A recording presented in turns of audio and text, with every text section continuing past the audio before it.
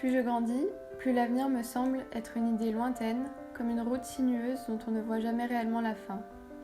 J'ai été bercée par la folle idée de plages de sable fin sous les pavés toute mon enfance, faisant naître en moi une sorte d'appétit pour la suite, pour ce que la vie me réserve. J'ai cru qu'arrivée dans la folle course de la jeunesse, j'aurais une idée précise de ce que j'attends de la vie, et la certitude avec cela que rien n'est impossible quand on a de la volonté. Enfin, encore faudrait-il savoir ce que l'on veut. Car voilà, la plage que l'on m'a promise sous les pavés semble s'être évaporée. L'avenir me semble pavé de crises et de problématiques à combattre que les générations d'avant n'ont pas connues et ne comprennent pas. Faute d'avoir une idée précise de ce que je veux, je crois que la forme floue du grand mystère de l'avenir se dessine petit à petit. Je crois qu'avant tout, je voudrais savoir que je fais quelque chose qui a du sens, quelque chose de concret. Et avec ça, je sens une envie de décélération, de respiration, de retour à l'essentiel. Mais face à cela, la ville dans laquelle j'évolue me paraît bruyante, incessante, tentaculaire.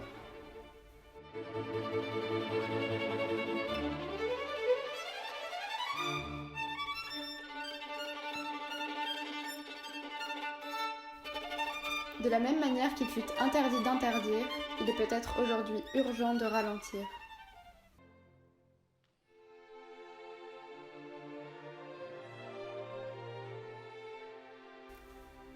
Il m'arrive souvent, avec mes proches, de plaisanter en planifiant un départ pour une vie dans une ferme à élever des chèvres, des poules, un âne et un alpaga tant qu'on y est.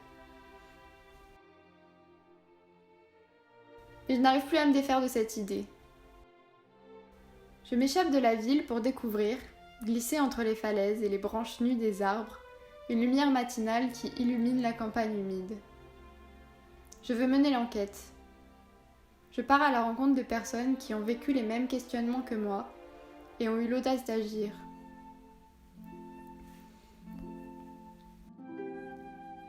Après un virage, puis deux, puis quelques autres épingles à négocier avec soin, je découvre une ferme occupée depuis quelque temps par de jeunes paysans. La dernière petite porte abrite le fournil d'Antoine, en pleine fabrication du pain du mercredi. Alors qu'il attend que le four atteigne la température souhaitée, il prend le temps de répondre à mes questions, ce qui est un peu inespéré quand on apprend tout ce qu'il fait.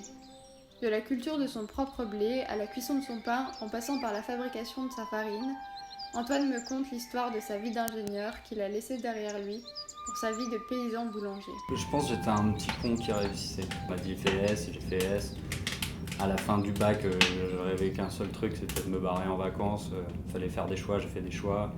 On m'a dit fais les trucs maths spé, c'est ça qui t'ouvre le plus de portes. Moi c'est drôle, à 6 ans je voulais être boulanger. Je crois plus parce que j'étais amoureux de la fille du boulanger que pour la boulangerie en elle-même. Mais j'avais ce truc de gamin, je voulais être boulanger et mon daron il m'avait dit non mais continue, t'arrives à faire des études, fais des études et après tu choisiras ce que tu veux. Et je finis boulanger. Je voulais un truc plus manuel, plus près de l'essentiel je pense. Un peu écologique je crois que je croyais plus trop en ma vie d'ingénieur à pondre des nouvelles technologies pour faire marcher des bâtiments encore mieux en consommant plus d'énergie. Une liberté de faire et de s'organiser qui est hyper agréable. Quand même, dans notre petit monde d'ingénieurs reconvertis, on se reconnaît assez bien dans les fermes. Le truc un peu carré d'ingénieur, je pense quand même que ça te forme bien le crâne à réfléchir comme ça, à t'organiser comme ça. Donc au moins, moi je pense que je deviens un vieux con vas-y, fais des études, fais-les intelligemment. Regarde les trucs qui peuvent te servir, regarde où tu veux aller. Je sens que je vais pas finir comme si j'étais resté ingénieur tout le temps. Je faisais beaucoup de montagnes, je vois que physiquement j'ai plus la même caisse. Il faut que j'arrive à trouver un moyen de gagner en qualité de vie parce que là, les 2 jours de boulange, c'est du 6h, 22h, à bourriner tout le temps, ça va pas. Il faut peut-être trouver quelqu'un à venir avec moi. C'est agréable d'être là, de par le pain, rencontrer plein de monde et pouvoir discuter de refaire le monde ensemble. La réussite, comme elle est vue socialement, je pense qu'elle me parle pas trop. C'est que, en gros, j'ai pas besoin de beaucoup de thunes pour réussir à être bien dans ma vie et à faire des trucs qui me plaisent dans ma vie. Parce que je pense, étudiant, je pouvais beaucoup plus douter que quand même je voulais une assise financière. De réussir à rester ouvert, à rester aimant envers tout le monde, à réussir à se développer, nous, ensemble, vers un truc un peu meilleur et pas moi personnellement voir plus de thunes, plus de confort. Si à 20 ans, t'es pas de gauche, t'es un con, et si à 50, t'es pas de droite, t'es un con. Bah, je crois que dans la réussite, il y a réussi à pas devenir de droite à 50. Non, je suis plutôt optimiste et plutôt, de toute façon, peu importe ce qui va se passer, ça va passer. J'ai pas trop peur. Je laisse le pain doré au four et le boulanger à ses activités, et ramène avec moi l'odeur du pain sur mes vêtements, et le sentiment que le brouillard qui m'entoure commence à se dissiper, et laisse apercevoir comme un soupçon de réussite. Je rencontre Marie-Amélie au détour d'un chemin. Je la coupe au milieu de sa douce errance dans les rues du village. Pourtant, elle n'est pas d'ici. Amoureuse de la ville, elle sort d'une université parisienne avec un master d'urbanisme en poche et prend très vite la direction des politiques agricoles avec une première expérience professionnelle. Mais les bureaux et les rapports écrits la lassent et elle décide d'aller voir au plus près un milieu qui la fascine, le monde agricole. Elle enchaîne quelques stages dans des fermes pour mieux saisir les enjeux et les défis des agriculteurs. Marie-Amélie est comme nous la découvrons, à la croisée des chemins, en train de contempler la lumière de ce matin d'hiver. J'ai jamais été très préoccupée par ma réussite professionnelle au sens classique, quoi. Je me suis jamais dit faut que je fasse une carrière, faut que j'ai beaucoup d'argent, faut que j'ai telle situation. Je me suis posé la question de savoir si ce que je faisais était utile ou si c'était du blabla. Je dirais pas que j'ai vraiment ressenti de la pression pour correspondre à un modèle de réussite. Je dirais que j'ai déjà ressenti chez certaines personnes une forme d'incompréhension, surtout des gens de la génération d'au-dessus. T'as quand même fait des études pour faire ça. Pourquoi tu fais pas tel type de métier? Tu gagnerais bien ta vie, tu ferais des choses intéressantes. Moi, des fois, j'ai du mal à me comprendre moi-même aussi. Pourquoi j'ai fait des études pour faire telle chose? Je pourrais très facilement trouver un boulot ce à quoi j'ai été destinée par les études que j'ai faites, quoi. Donc, et je fais pas ça, quoi. Et je fais pas ça parce que j'ai pas vraiment envie de le faire, en fait. S'il y a beaucoup de reconversions personnelles et professionnelles, c'est qu'il y a une remise en question de cette réussite-là par la carrière, quoi, et puis par aussi... on voit plus la réussite comme monter en grade ou comme avoir plus d'argent, mais on cherche des choses plus essentielles. C'est pour ça qu'il y a beaucoup de gens qui se tournent vers les métiers qu'on fait avec ses mains, parce qu'on voit directement le résultat de son travail. C'est une question qu'on peut vite être amené à se poser, et que peut-être que beaucoup de gens de ma génération se posent.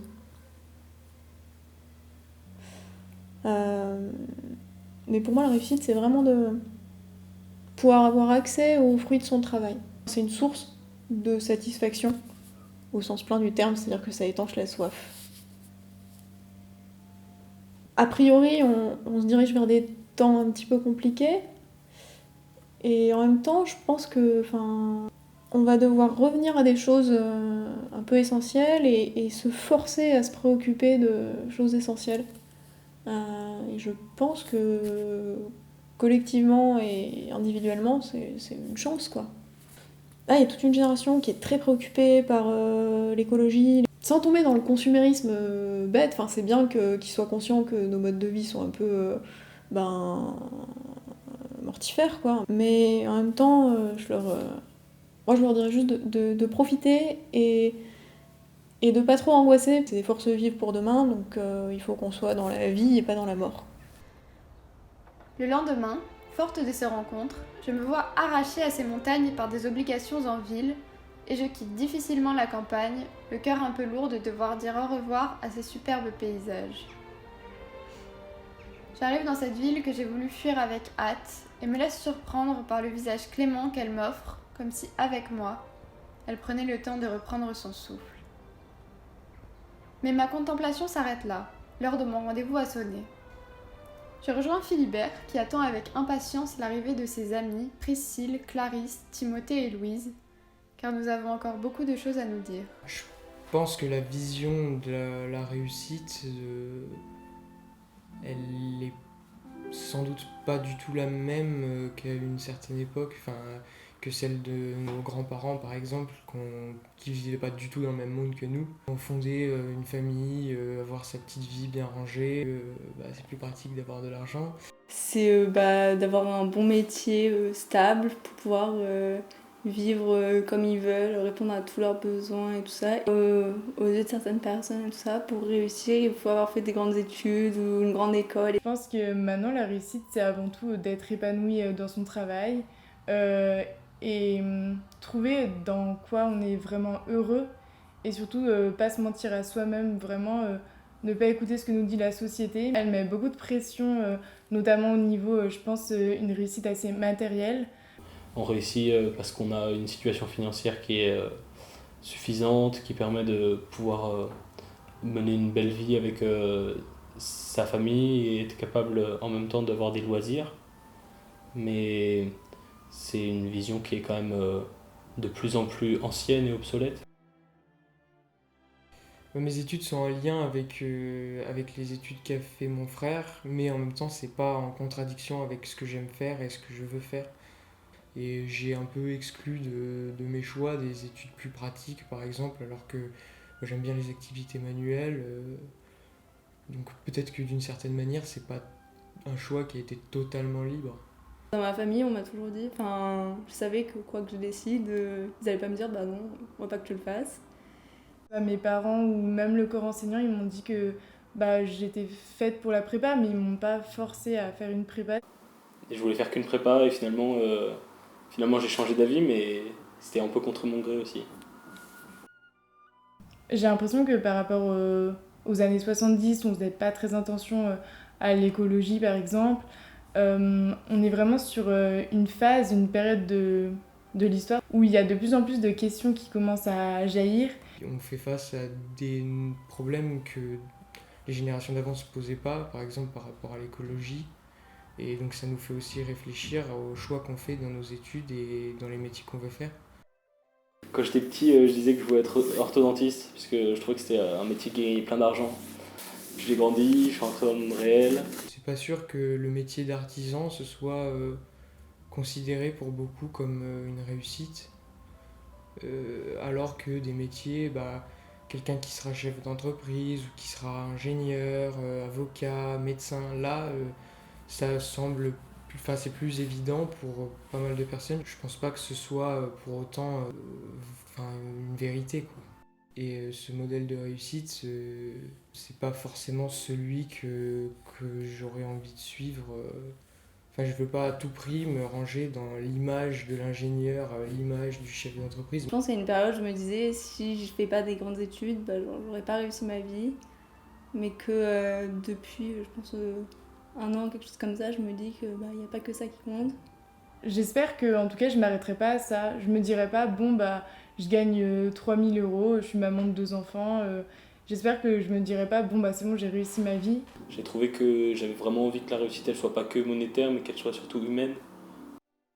Je crois en l'humanité, quoi. Je pense que on n'est pas foncièrement mauvais. Il n'y a pas de raison qu'on sombre dans l'autodestruction, quoi, et qu'on finira bien par se relever et faire des choses bien, quoi. Il y en a plein qui essayent de faire bouger les choses d'une manière ou d'une autre, même à leur échelle. Mais à force, si tout le monde le fait, on pourra que s'améliorer. Je trouve que si on n'a pas confiance, ça fausse le résultat. Si on est optimiste, je pense que ça entraîne la réussite. Il y a peut-être des raisons d'être inquiet, mais je préfère être optimiste. Je sais pas pourquoi j'ai envie d'être optimiste.